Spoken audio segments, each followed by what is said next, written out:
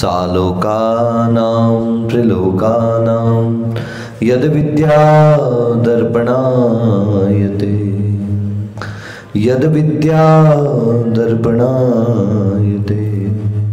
अज्ञानतिमिरान्धानां ज्ञानाञ्जनशलाकया चक्षुरुन्मीलितं येन तस्मै श्रीगुरवे नमः।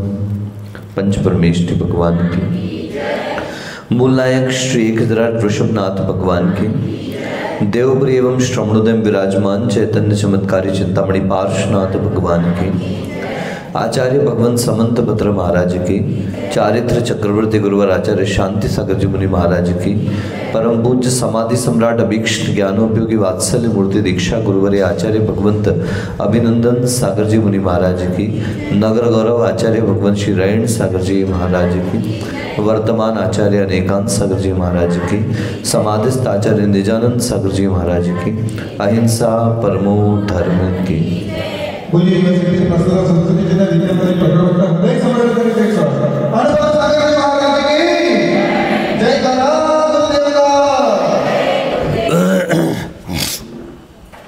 तीन प्रकार की प्रतिमाओं के बारे में आपने अभी श्रवण किया।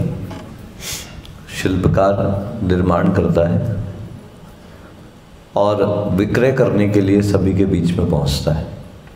निर्णय आप पे छोड़ता है कि आप इसमें से कौन सी प्रतिमा को खरीदना चाहते हैं। जैसा आपने सुना कि पत्थर तो सब एक जैसे ही हैं, चाहे वो बाथरूम में लगता हो, चाहे वो सीढ़ियों पर लगता हो, चाहे वो वेदी पर लगता हो, चाहे वो प्रतिमा के रूप में निर्मित हो जाता है। अभी हम भी एक पत्थर रख करके आए हैं, वो पत्थर जिस पर अब सब पैर रख करके चढ़ेंगे, विशेष बात है। लेकिन उस पत्थर को रखने के लिए भी वहाँ पर पहले पूजन संपन्न किया गया। कितने आश्चर्य की बात है, जिस पर रोज पैर रखोगे पहले उसकी क्या कर रहे हैं, ये अपने अंदर की योग्यता का परिणाम है कि वही पूजा के योग्य भी बन सकता है और वही पाद पूजा के योग्य भी बन सकता है। कि आज जिसे पूजा जा रहा है कल लोग उसे पैरों से रख करके और फिर आगे निकलेंगे। इस प्रकार की स्थितियां हमारे साथ भी होती रही हैं और तब तक होती रहेंगी जब तक हम अपने आत्मा के मूल्य को पहचानने वाले नहीं। आत्मा के बारे में तो विश्वास लगभग सभी धर्मों को है। विश्व के ज़्यादातर धर्म आस्तिक धर्म हैं जो आत्मा के अस्तित्व को स्वीकार करते हैं। लेकिन आत्मा के अस्तित्व को स्वीकार करते हुए आत्मा के गुणों को स्वीकार करना, आत्मा की स्थिरता को स्वीकार करना और उसको स्वीकार करते हुए भी जो श्रवण किया है, देखो एक शब्द है श्रवण, बोलो, और दूसरा शब्द है श्रवण, ठीक है ना। हम श्रवण तो करते हैं लेकिन श्रम नहीं करते। श्रम कोई नहीं करना चाहता। महाराज जी बात आपकी एकदम बढ़िया, आप गलत कहते ही कहा हो महाराज जी, आगम की बात कभी गलत कैसे हो सकती।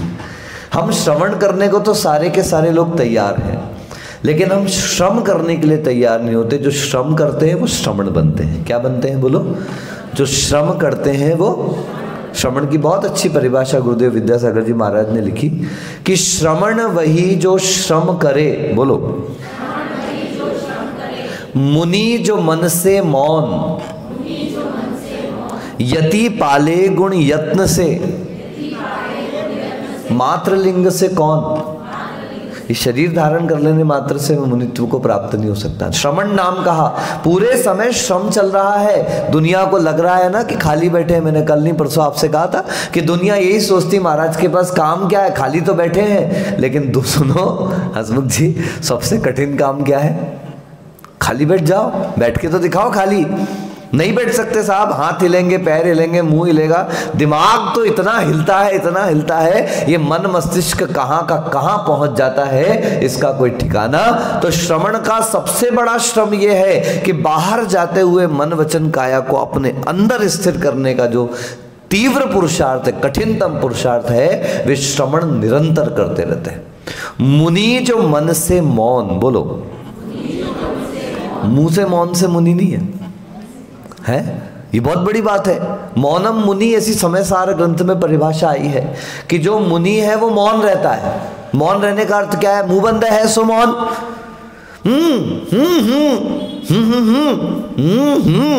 नहीं साहब, मन तो मौन हुआ ही नहीं ना।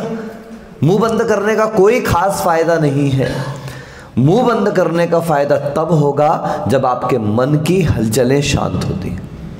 ये जितना भी पुरुषार्थ किया जा रहा है, ये किसके लिए किया जा रहा है? मन की हलचलों को शांत करने के लिए किया जा रहा है। और ये मन हमेशा क्या करते रहता? कल आपसे कहा था ना कि हम आपको क्यों उपदेश दें, अपने आप को उपदेश दें। पिछले 3 माह यहाँ हरा भरा रहता था कि नहीं रहता था? है संध्या काल में तो ऐसा रहता था कि हम भी कई बार नजर उठा के नृत्य देख ही लेते थे कि कितने भक्ति से ये लोग नृत्य करते हैं। वो भैया आया बड़वा से, सुयश, तो वो मेरे से कहता था महाराज जी हम वीडियो देखते थे, कितने लोग रहते थे। मैंने कहा बस यही तो संसार का स्वभाव है साहब। अभी जरूरी है भाई, क्यों असमुख जी? नहीं करोगे तो फिर खिलाओगे क्या हमको? है नहीं करोगे तो अंधेश्वर का मंदिर कैसे बनाओगे? महाराज जब कमाएंगे तब तो उधर देंगे, तब जाकर के मंदिर बनेगा। इसलिए हर परिस्थिति में कहते हैं ना, be a creator of circumstances, not a victim of them. परिस्थितियों के निर्माता बने, परिस्थितियों के दास न बने। हम सब क्या हो रहे हैं? ज्यादातर परिस्थितियों के दास बन रहे हैं। कोई आदमी किसी से प्रेम करता है, क्यों करता है पवन जी? खुशी के लिए करता है, आनंद के लिए करता है, स्नेह के लिए करता है, जीवन में प्रसन्नता रहे इसके लिए करता है। और जिस दिन वो प्रेम ही अपने लिए बंधन बनना चालू हो जाए, फिर क्या बचा? आपने प्रेम का जो उद्देश्य था वो स्वतंत्रता था, प्रेम का उद्देश्य था वो शांति था, प्रेम का उद्देश्य था वो आनंद था, लेकिन होने लगता है धीरे धीरे उसके उल्टा। एक महिला शादी होती है तो अपने पति, जब दोनों का प्रेम अच्छा प्रारंभ हो जाता है, एक दूसरे से संबंध अच्छे हो जाते हैं, एक दूसरे को समझने लगते हैं, पत्नी कहती है सुनो ये दाढ़ी ऐसी वाली मत रखा करो, तो पति धीरे से दाढ़ी ऐसी वाली करके छोड़ के ऐसी वाली करने लगता है। एक दिन पत्नी कहती है दाढ़ी रखते अच्छे नहीं लगते, थोड़ा सा उतार लिया करो, तो पति ने शेविंग करवा ली। अब वो जीन्स टी शर्ट पहनता है तो वो उससे कहते थे कि क्या कहते हैं ये अच्छा ही लगता, थोड़ा फॉर्मल पहना करो, ऑफिस जाते हो, ये करते हो वो करते, उसने फॉर्मल पहनना चालू कर दिया। ऐसे करते करते क्या पता कितनी चीज़ें चेंज हुई, और 10-15 साल गुजरते तो एक दिन पत्नी पता नहीं किस भाव में कहती बहुत चेंज हो गए हो तुम। राजवंत जी अब आपको तो अभी कहने वाली नहीं है, लेकिन सत्य है कि नहीं है? पहले तुम्ही ने तो चेंज किया, तुम्ही ने परिवर्तन किया, तुम्ही ने परिवर्तन कराया, तुम्ही ने कहा ऐसा नहीं ऐसा करो, उसने मान लिया, ऐसा नहीं ऐसा करो मान लिया, ऐसा नहीं ऐसा करो मान लिया। अब जब सारा मान लिया उसके बाद एक दिन हालत ये हो गई कि अब देवी खुद कह रही है बहुत बदल गए हो आप। किसने बदला? आपने तो बदला है। सच ये है कि व्यक्ति नहीं बदलता है, व्यक्ति की परिस्थितियां बदल जाती है। क्या होता है? व्यक्ति नहीं बदलता, व्यक्ति की परिस्थितियां बदल जाती हैं, और परिस्थितियों के साथ उसे अपनी कई चीजों का परिवर्तन करना पड़ता है। और अगर ना करे तो वे परिस्थितियों के बदलने का अर्थ क्या है? हमारे गुरु महाराज कहते थे परिस्थिति बदले ना बदले, हमें मनः स्थिति बदलने का पुरुषार्थ करना चाहिए। प्रतिदिन 3-3.5 माह से अपन एक ही विषय पे चर्चा कर रहे हैं, अणुव्रत, सिर्फ अणुव्रत। हमने कोई आपको ज्यादा प्रवचन नहीं आता, अपन को इतना साबित ही आता है जो हम आपको बता रहे हैं। कि आप वहां बैठे हो बुरे नहीं हो, आपकी दृष्टि गुरु की तरफ है। आप वहां बैठे हो बुरे नहीं हो, आपकी दृष्टि मोक्ष मार्गियों की तरफ है। और गुरुदेव ने कहा था पीछे ना ले पाओ पीछे तो हो जाओ। अपन पीछे नहीं भी ले पा रहे हैं, लेकिन कम से कम पीछे वालों के पीछे भी लग गए हैं। ये देखो हमारे हुकुमचंद जी बैठे हैं, क्या इनकी प्रशंसा करूं मैं? हमारे लिए तो पिता तुल्य हैं, और बहुत स्नेह है, वात्सल्य। हमारे आते कम है ये अलग बात है, लेकिन ये नहीं आते हैं पर हमें इसका विकल्प नहीं, क्योंकि जहां जाते हैं वहां मुझे लगता है मुझसे ज्यादा जरूरत वहां पर है। इसलिए हम कभी नहीं कहते कि आप यहां क्यों नहीं थे। आज तक पूछ लेना, हमने कभी भी नहीं कहा हुकुमचंद जी से कि आप यहां क्यों नहीं आते। जब भी आते मैंने कहा बहुत अच्छा, आते ही हम ये पूछते वहां कब गए थे, वहां से कब आए, वहां की क्या स्थिति है। आरिका सम्मेश शिखरमती माता जी हमारी आचार्य विमल सागर जी महाराज जी की शिष्या हैं, पूर्व में आचार्य वर्धमान सागर जी महाराज जी की शिष्याएं रही हैं, और आज भी अपनी कठोर चर्या का पालन निरंतर करते हैं। एक दिन बरसों गुजर गए इस बात को, एक दिन इनके घर पे अंतराय आ गया, इनके चौके में अंतराय आ गया माता जी को। उस दिन का दिन है और आज का दिन है कि तब से लेकर आज तक बरसों गुजर गए, लेकिन इनकी पत्नी ये स्वयं माता जी के पास उपस्थित रह के उनके आहारचर्या की लगातार व्यवस्था कर रहे हैं। ऐसा समर्पण किस, हमने सोचा एक आध दिन ऐसा हमारा भी अंतराय किसी क्या हो जाए। लेकिन समर्पण भाव मैं आज भी देखता हूं। अभी 4 दिन पहले अचानक दीदी के पास इनका दूरभाष आया, बोले महाराज मन में तीव्र भाव जागृत हुआ है कि किसी संघ को मुझे सम्मेश शिखर जी लेकर के जाना है। बहुत बड़ा संघ तो नहीं लेके जा सकता, मध्यम संघ हो, छोटा संघ हो, मैं शिखर जी की यात्रा कराना चाहता हूँ। मैंने दीदी से कहा, उनसे कहो इतना सारा तो माता जी के लिए कर ही रहे हो लगातार, और ऐसा नहीं कि आहारचर्या, माता जी को प्रतिदिन विधान चाहिए, और विधान में भी ऐसा नहीं कि बादाम चढ़ा देंगे अखरोट, उनको डेली फल चढ़ाने को चाहिए, हर प्रकार से पूरा सुविधाजनक विधान चाहिए। सारी व्यवस्था घर से बैठे और स्वयं पहुंच करके निरंतर करते रहते। अब आज मेरे पास क्यों आए, आपको भी आश्चर्य होगा। माता जी ने नियम ले लिया, मैं वर्कर्स के हाथ का बनाया हुआ नहीं खाऊंगी, तो ये मेरे पास आए महाराज जी। अब हम क्या करें, हम रोज तो नहीं रह सकते, कमाएंगे नहीं तो माता जी को खिलाएंगे क्या, कमाएंगे नहीं तो दान क्या करेंगे, आदि आदि कई प्रकार से ये बातें मेरे पास लेकर के आए। तो मैंने कहा बात सत्य है, ये सभी साधुओं को समझना चाहिए। मैं हमेशा कहता हूँ, हसमुख जी पिच्छी का आपने तो देखिए, खूब देख रहे हो, धड़ाधड़ पिछी आपके यहाँ तो है। अभी तो कुशलगढ़ वालों की 5 उंगलियां घी में है और सिर कढ़ाई में डला हुआ है, बिल्कुल पूरा का पूरा। गैस मत चालू करना, ध्यान रखना, उबल जाएगा नहीं तो अभी कुशलगढ़ वाले तो बड़े पुण्यशाली पिछी देख रहे। देखो पिछी कैसी होती है, देख लिया ना सबने, आगे सॉफ्ट है और पीछे कैसी है, बोलो ना, बोलो तो, थोड़ा हार्ड वचनों से बोलो, हार्ड है महाराज, हार्ड। अब ये मुझे बताओ महाराज, पिछी ऐसे पकड़ते हैं कि ऐसे पकड़ते हैं, डंडी से पकड़ते ना, हार्ड वाले से।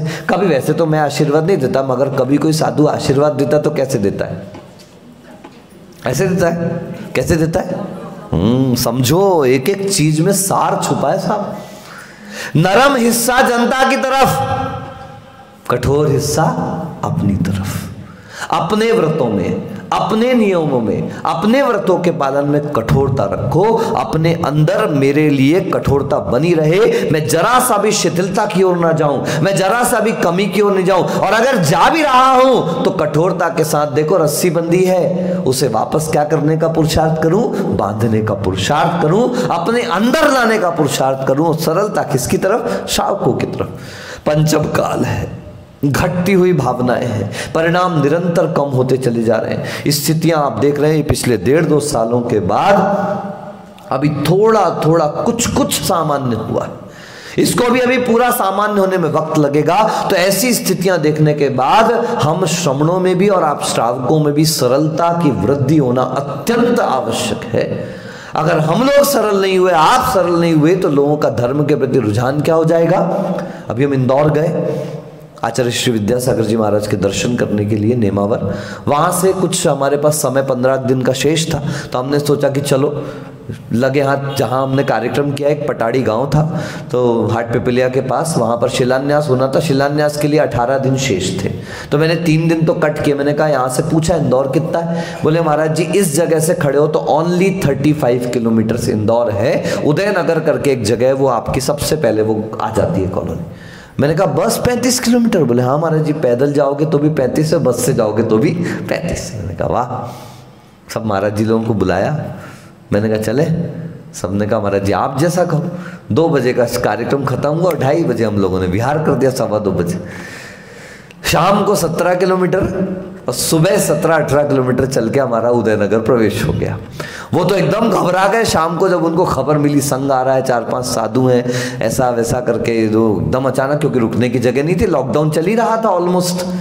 तो दूसरी समस्या निस्तार की होती है, तो वो उस समय कुछ व्यवस्थित ही नहीं था, कोई मंदिर आता ही नहीं था, मंदिर में लॉक लगा रहता था, तो एकदम घबरा गए। तो दीदी के पास खबर आई, हम कैसे करेंगे व्यवस्था, एकदम से चौका वगैरह ये सब। तो दीदी ने कहा दाल रोटी तो खाते हो कि नहीं खाते हो, हमारे महाराज सब सरल हैं, आहार कर लेंगे, आप चिंता मत करो। गए, पता चल जाते ही 5-5, 6-6 चौके। मतलब उनको ये था कि हमारे यहाँ महाराज आए तो हम 20-25 चौके तो लगाएं। कितनी शर्म आएगी कि 4 महाराज और 4 ही चौके लगे। ये सोचो ये एमपी के ये हाल है। क्या बोला उन्होंने, 4 ही महाराज और 4 ही चौके लगे, हमको शर्म आ जाएगी, इसलिए हम संकोच कर रहे थे। कम से कम 4 महाराज आए तो कम एक आखिरी के महाराज को भी चूज करने के लिए, चॉइस करने के लिए कोई चौका तो बचे नहीं। आखिरी वाले महाराज अनुचरण जी हमारे निकलते हैं, बोले वो खड़ा है, चले जाओ, क्या करेंगे बोलो बेचारे। लेकिन वो बोलते महाराज जी मैं बेचारा नहीं हूँ, संग है, व्यवस्था है, जैसा है हम लोग अपने हिसाब से एडजस्ट कर लेते हैं। ये अच्छी बात है कि इस तरह का एडजस्टमेंट अगर आप बना करके चलते हैं तो ये आपको बहुत ऊपर लेकर के चला जाएगा। और अगर इन बातों में विकल्प करने, सभी को कहता हूं, अभी तो ऐसी स्थिति है, पीछे हम आप हंसते होगे कि महाराज जी ऐसा कहते हैं, आज हम ऊपर पहुंचे 17 साल बाद पहुंचे साहब, है 17 साल में से शुरू के जो 12-13 साल खूब मेहनत करी है, खूब परिश्रम किया है। जब बड़े महाराज जी का विहार होता था 3-3 शिफ्टों में आहार को निकलते थे साधु। कितने शिफ्टों में? यहाँ 9 बजे विहार करके पहुंचे, 9:15 बजे विहार करके पहुंचे, और सबसे पहले अंतराय वाले महाराज निकलते थे, जिनकी तबीयत खराब है, जिनका अंतराय है, जिनका कुछ है, ऐसी स्थितियां थी। और उसमें भी सबसे बड़ी बात कि हमारी ड्यूटी थी कि जिसका अंतराय है उसके आहार कराना। आप सोचिएगा कि पहले उनके आहार कराते थे, फिर उसके बाद आचार्यश्री संघ के साथ आहार को निकलते थे। लगभग 70% साधु तब निकल जाते थे, 10% पहले निकल गए, 70% अब निकले, अब बचते 11। और उस समय आता था हमारा नंबर, जब हमारे 12 बजने लगते थे। हम 4-5-6 महाराज बसते थे, हम लोग पीछे से निकलते थे। और उसमें संघ के बड़े महाराजों की सबसे अच्छी व्यवस्था कि संघ के जो दोनों बड़े मुनिराज थे, मुनिषी समय सागर जी और मुनिषी योग सागर जी, वो कभी आचार्य के बाद नहीं निकलते थे। वो हमेशा पहले जिनकी तबीयत खराब है, जिनका स्वास्थ्य खराब है, उनको निकाल करके और उसके बाद वो आहारचर्या को निकलते थे। तभी इतना विशाल संघ आज दिखाई दे रहा है वहां पर। इस प्रकार से 11 साढ़े 11 बजे पहुंचते थे तो कई बार तो ये होता था कि चौके में रोटी भी बची, कितनी, चावल खा के आ जाओ, खिचड़ी खा के आ जाओ, दाल चावल मिक्स कर देते थे। और बिल्कुल किसी भी स्थिति में गैस जल नहीं सकती, किसी भी स्थिति में नया कुछ बन नहीं सकता, किसी भी स्थिति में कुछ कर नहीं सकते। चौके में वहीं पर विहार है, वहीं पर सब सामान रखा, वहीं पे आहार चल रहा है, तो भी बड़ी प्रसन्नता से खा के आते। जब तक आहार करके लौट के आते थे, यहां आकर के सामायिक में बैठे हैं, पता चला आचार्य का विहार हो गया। लो, कभी आज तक आचार्य के सामने जब भी उनके पास तक रहे, कभी ये नहीं कहा कि इतना क्यों चल रहे हो, इतना क्यों चला रहे हो। मैं आपको बताऊं, एक घुटने में परेशानी हो गई थी, आज तक है वो मेरे, आज तक। अब तो मैं विथ स्टैंड करने लगा, अब वो मेरी आदत हो चुकी है। तब ये स्थिति थी कि 2 किलोमीटर से ऊपर चलना मतलब बहुत बड़ी बात है। पर 1.5 साल तक हमने आचार्य को ये बात नहीं बताई कि मुझे ये तकलीफ चल रही, क्योंकि आचार्य को विकल्प कैसे कराऊं मैं। आचार्य के पास 50-50 साधु हैं, अगर एक साधु के एक थोड़ा फुंसी देखते बैठे रहे तो हो गया। हर साधु चाहेगा मैं आज नहीं चलूंगा, आचार्य कल, तो आचार्य का तो विहार ही नहीं होगा। संघ है, पहले से ये संकल्प विकल्पों से बच करके इस प्रकार की धारणा शक्ति बनानी चाहिए कि हम श्रमण बने हैं। क्या बने हैं? श्रम करने के लिए इस मार्ग पर आए हैं, यहां आराम करने के लिए नहीं आए हैं। आज आराम तो ऐसा हो गया, हम कभी नहीं सोए अपने जीवन में, मुनि अवस्था में कभी नहीं सोए। अब ये सहजता में बना लिया कि थोड़ा विश्राम तो करना ही पड़ता, बिल्कुल नहीं। अगर दिन के समय सोते हैं तो तीव्र दर्शनावरण कर्म का आश्रव होता है, तीव्र दर्शनावरण कर्म का आश्रव होता है, तीव्र ज्ञानावरण कर्म का आश्रव होता है। और सबसे बड़ी बात, अंतराय कर्म और असाता वेदनीय कर्म का बंद होता है। कभी होता है कमर टिक, थोड़ा दिन भर का परिश्रम रहता है, 10-15 मिनट 5 मिनट आप विश्राम कर लिया, लेट लिया, बाद घंटे 2 घंटे 3 घंटे आपका काम है, हम लोगों का काम नहीं। विश्राम हो जाता है। साधुओं को योग निद्रा बताई। क्या बताई है? योग निद्रा समझते हो? योग निद्रा का अर्थ होता है सारे संकल्प विकल्पों को छोड़कर आप सिर्फ आंखों को बंद करके आप थोड़ा एकांत में रह जाइए। आपको नींद की आवश्यकता नहीं पड़ेगी, लेकिन उसमें शर्त है संकल्प विकल्प पहले छूट जाना चाहिए। इसलिए कहा मुनि जो मन से मौन। महाराज जी आप भूल गए हमको, बाप को भूल गए, मम्मी को भूल गए, भाई को भूल गए, और तो मुझे अभी परिवार में कौन कौन है बच्चों के नाम तक नहीं पता किसी के। अब इंदौर में एक हमारे गृहस्थ अवस्था के चाची का बेटा आ गया, हम सब बैठे थे वहाँ पर, वो आके नमोस्तु किया, बैठा रहा, बहुत देर तक बैठा रहा, बहुत देर तक बैठा रहा। वो बोलता महाराज जी आप मुझे पहचाने नहीं। मैंने कहा सॉरी भूल गया, मैं तो कौन हूँ भाई। बोले महाराज जी आप मुझे नहीं पहचाने। मैंने कहा मैं नहीं पहचाना। महाराज जी मैं निशांक। मैंने कहा हो गए भाई, कौन निशांक? मैंने ये और पूछ लिया तो उसके आंखों में आंसू आ गए। मैंने कहा भैया इतने साल गुजर गए मेरी दीक्षा के, ना आप आते हो ना आप जाते हो। काय का परिवार? परिवार तो उसको कहते हैं, हुकुमचंद जी को, हसमुख जी को, इन सब ये बैठे हुए हैं, सब परिवार कहलाता है हमारा। कि जो हमारे सुख दुख में हमारे साथ है, हमारा विहार होगा तो हमारे साथ है, हमारा आहार होगा तो हमारे साथ है। हम अस्वस्थ होते हैं तो भले ही आप हमारी स्वास्थ्य ठीक नहीं कर सकते, लेकिन एक बार कमरे में आकर हाथ पकड़ के कहते तो है महाराज जी हाँ बुखार तो है, आप अपना ध्यान रखिएगा। कहीं तो इतने ध्यान रखने वाले आते हैं, रात को आए बोले चिरायते काढ़ा लो महाराज जी आप, एक आए बोले गुड़बेल का काढ़ा लो महाराज। मैंने कहा ठीक है अभी मार्केट जाता हूँ लेकर के आता हूँ। ये वैयावृत्ति ऐसे की जाती है भाई, ला करके चौके में दिखाया जाता है। लिया नहीं लिया तो कौन से करोड़ रुपए की आई थी औषधि, तुम पी लेना तुमको बुखार नहीं आएगा भैया। तो कहने का तात्पर्य है कि मुनि जो मन से मौन, यानी मन से ही संकल्प विकल्पों को हटाने का नाम साधना है। और यति पाले गुण यत्न पूर्वक प्रति समय लगा रहता है कि किंचित भी मेरे माध्यम से कोई हिंसा, असत्य, अचौर्य आदि के कार्य ना घट जाए, अगर हो जाए तो वो तुरंत उसका पश्चाताप करता है। सिर्फ लिंग मात्र को धारण करने से कुछ नहीं होगा। इसलिए श्रवण कैसे बना जाए, आज तो सामर्थ्य नहीं है, तो हमने कहा कोई बात नहीं, आप श्रावक बनिए ना, और उसके लिए अणुव्रतों की व्यवस्था बताई। कितना सुंदर सूत्र दिया है, दिग्व्रत मनर्थ दंडम, नहीं दिग्व्रत मनर्थ दंड बोलो, व्रतम च भोगोपभोग परिमाणम अनुब्रह्मणाद गुणाना माख्यायन्ति गुणव्रतान्यार्याः। देखो आर्य पुरुषों ने, है ना, आर्य का मतलब अर्यति गुणानाम इति आर्यः, जो गुणों को प्राप्त होते हैं, गुणों को धारण करते हैं, गुणों का उद्घाटन करते हैं, उनको क्या कहा जाता है, आर्य पुरुष कहा जाता है। ऐसे आर्य पुरुषों ने कहा है ये अपने गुणों की वृद्धि करने वाले कहलाते अणुव्रत। उसमें से सबसे पहले 5 अणुव्रत तो मैंने आपको बता दिए हैं, अहिंसा, सत्य, अचौर्य, ब्रह्मचर्य और अपरिग्रह। उसमें ब्रह्मचर्य को गृहस्थ के लिए स्वदार संतोष व्रत कहा है, और अगर प्रतिमाधारी ब्रह्मचर्य व्रत को धारण कर ले तो उसका ब्रह्मचर्य अणुव्रत बताया गया है, यानी वो अपने परिवार के अलावा अन्य लोगों के विवाह आदि में सम्मिलित नहीं हो सकता। और 3 मूल गुण बता दिया आपको, मद्य मांस मधु त्याग ही। अब बता रहे हैं गुणव्रत, आत्मा के गुणों की वृद्धि में कारण बनने वाला सबसे पहला दिग्व्रत, उसके बाद अनर्ध दंड व्रत, और उसके बाद हो गया आपका भोगोपभोग परिमाण व्रत। आचार्यों ने अलग अलग ग्रंथों में थोड़े अलग अलग वर्णन आया, किसी में दिग्व्रत, देशव्रत और अनर्थ दंड व्रत का है। श्रावकाचार्य में दिग्व्रत, अनर्थ दंड व्रत और भोगोपभोग परिमाण का। दिग्व्रत का मतलब क्या हुआ, आगे बता रहे हैं, दिग्वलयम परिगणितम कृत्वा तो हम बहिर्न यास्यामि इति संकल्पो दिग्व्रत मामृत्यणु पाप निवृत्ति। बहुत अच्छा सरल सा है। अभी हमको मालूम है कि आचार्य का प्रवचन चल रहा है, ठीक है ना, वो प्रेरणा अपनी ननन को कि बहू कहते ना शांत बैठेगी, थोड़ा सा इधर ध्यान दो, ये बोर्डिंग है, ठीक है ना। नटवर जी आए, अब जब तक आचार्य का प्रवचन समाप्त नहीं होगा, मेरा इस बोर्डिंग के बाहर जाने का त्याग है।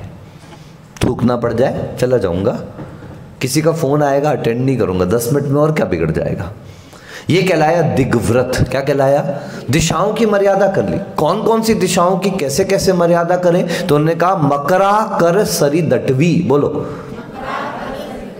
गिरिजन पद योजनानी मर्यादा प्राहुर दिशाम दशानाम प्रतिसंहारे प्रसिद्धानि। पहले प्रसिद्ध स्थान चुन लो।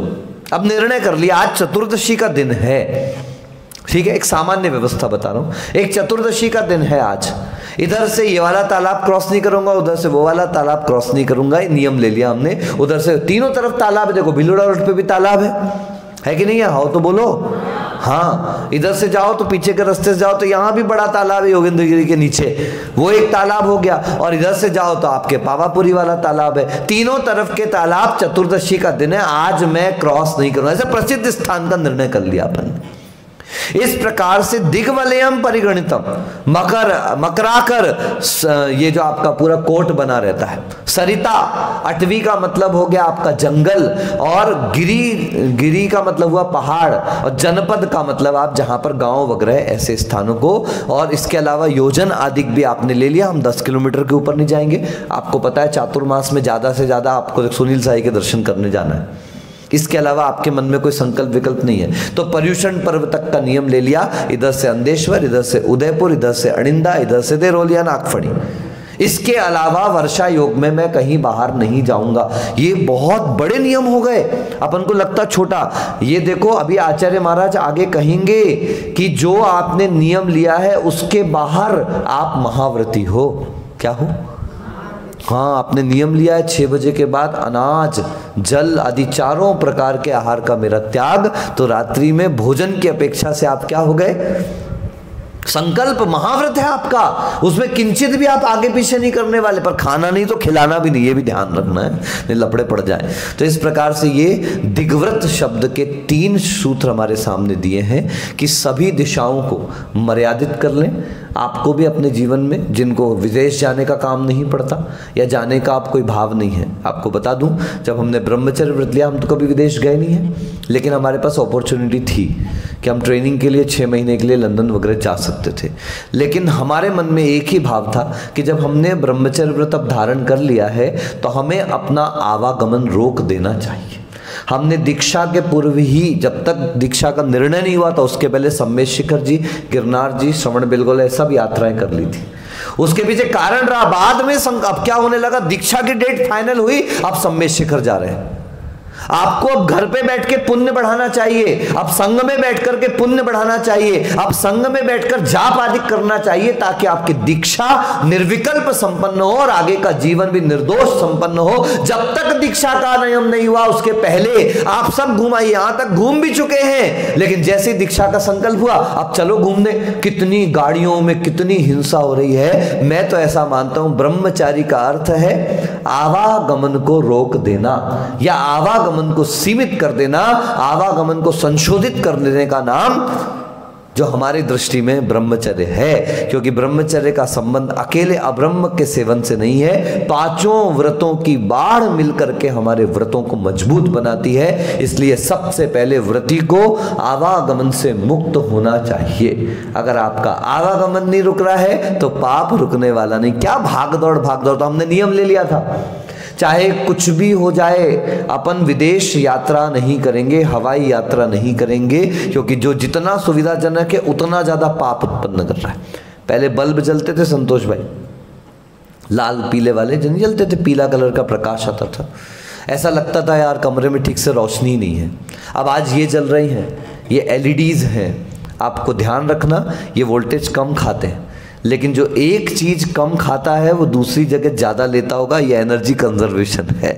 इधर का बैलेंस उधर अवश्य बनता है। इसका अर्थ साफ है, जो आज सफेद कलर के आप ट्यूब टाइप के बल्ब अपने घरों में लगा रहे हो, जो लाइट तो बहुत तेज देते हैं, वोल्टेज की खपत कम करते हैं, उनसे निकलने वाली गैसों का प्रभाव कि आज हमारे शरीर में कई प्रकार की परेशानियां उपलब्ध और उत्पन्न हो रही हैं। इसलिए सुविधा हर जगह सुविधाजनक हो ऐसा आवश्यक नहीं है। आप जितनी सुविधाओं के चक्कर में पड़ रहे हैं उतनी आपकी दुविधा बढ़ रही। पहले किक मारते थे तो घुटने के दर्द कम होते थे, हैं? अब किक मारना बंद, सेल्फ, बस सेल्फ से काम हो रहा है साहब। अगर किसी की गाड़ी बीच रास्ते में स्कूटी फंस जाए तो उनको किक मारने में नानी दादी परनानी सब कब्र से निकल के बाहर आ जाती हैं, लेकिन उनकी गाड़ी की किक नहीं मार पाते वो लोग। सावधान। पहले कुएं में पानी भरने जाते थे, कमर वमर सब, कमरा सब ठीक रहता था। अब आज अरे 2 बाल्टी खींचना पड़ता है तो उल्टी सांसें खींचना प्रारंभ हो जाती है। बिहार में लड़कों को चला लो, जवान लड़कों को अपने साथ, 2 किलोमीटर के बाद पानी पी लेते महाराज जी, थोड़ा सा बैठ जाओ महाराज जी गाड़ी में। आज ये हालत हो चुकी है। नहीं तो पहले ये आपके सेठ साहब की सबसे बड़ी विशेषता थी साहब। कल उनका हमारे यहाँ, कल 28 अक्टूबर है ना, तो कल अपने सेठ साहब का 1 वर्ष पूरा पूर्ण हो जाएगा। सेठ साहब पैदल चले आते थे बिहार में, पैदल पैदल, कभी ऐसा नहीं कि ये आया कि नहीं आया, वो आया कि नहीं आया, कौन नहीं आया। मैं जितनी बार विहार हुआ कोई आया नहीं आया, लेकिन सेठ जी जरूर विहार में चले आते थे। ये आपके यहाँ के प्रमुख व्यक्ति की सबसे बड़ी विशेषता थी। बड़ा होना तो कोई भी हो सकता था, हम भी सिंहासन पे बैठ गए हैं, आप भी बैठ जाओ, आ जाओ, खाली है 5-5 4-4 पड़े हैं, कोई में भी बैठ जाओ। सिंहासन पर बैठना बहुत आसान है। उस योग्य व्यवहार, उस योग्य आचरण और उस योग्य प्रेम वात्सल्य अपने अंदर लेकर के आना बहुत कठिन है। कल देखो, देखते देखते 1 वर्ष व्यतीत हो गया। आज भी विचार करते हैं तो कभी ऐसा लगता है कि बस इस वाले गेट से वो ऐसी क्या तिकोनी धोती का वो दुपट्टा डालते थे, ऐसा लगता है बस आने ही वाले होंगे अभी, और आकर के पहला अर्घ चढ़ा करके यही बोलते थे, महाराज जी अपन तो पब्लिक का इंतजार नहीं करते, तो हमारा सागवाड़ा ऐसे ही चलेगा, अब तो चालू करो। ऐसा ही पहले आते ही ऐसा ही कहते थे हमेशा हमेशा। और मुझे अच्छे से याद है कि देरोल मैं जा रहा था, वो देरोल के दर्शन करके लौट रहे थे जिस समय उनका, ये हमारा अंतिम जो मिलन हुआ उसकी बात बता रहा हूँ, कि उस समय वो रास्ते में मिले थे। ये नया गांव के आगे एक मोड़ पड़ता है वहाँ पर, तो वहाँ पर श्रीफल चढ़ाया था। तो मतलब किसका श्रीफल चढ़ रहा है? बाबू जी अगले चतुर्मास का। मतलब कह तो दिया ही उन्होंने, और जैसा भी हो क्या पता आज भी वो हमारे आसपास हम लोगों से मिलने, देखने, प्रवचन सुनने आते रहते होंगे।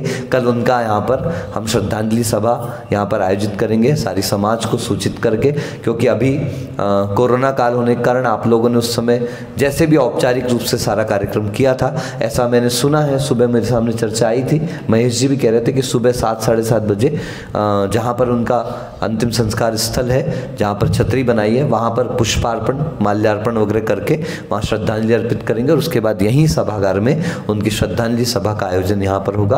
आप में से कोई भी बोलना चाहता है तो सीमा के साथ यहाँ पर अपने उद्गार व्यक्त कर सकते हैं, इन्हीं भावनाओं के साथ कि इन छोटे छोटे व्रतों का हम पालन करें, और महाव्रतों की शिक्षा, महाव्रत रूप गुण हमारे अंदर उत्पन्न हो, तो पुनः श्रमण वही जो श्रम करे, मुनि जो मन से मौन, और यति पाले गुण यत्न से, मात्र लिंग से कौन। इसी प्रकार की भावनाओं के साथ कि हम लिंग की जगह भावनाओं से भी श्रमणत्व और श्रावकत्व को साकार कर सके, इन्हीं भावनाओं के साथ बोली गुरुवर आचार्य अभिनंदन सागर जी मुनि महाराज जी की।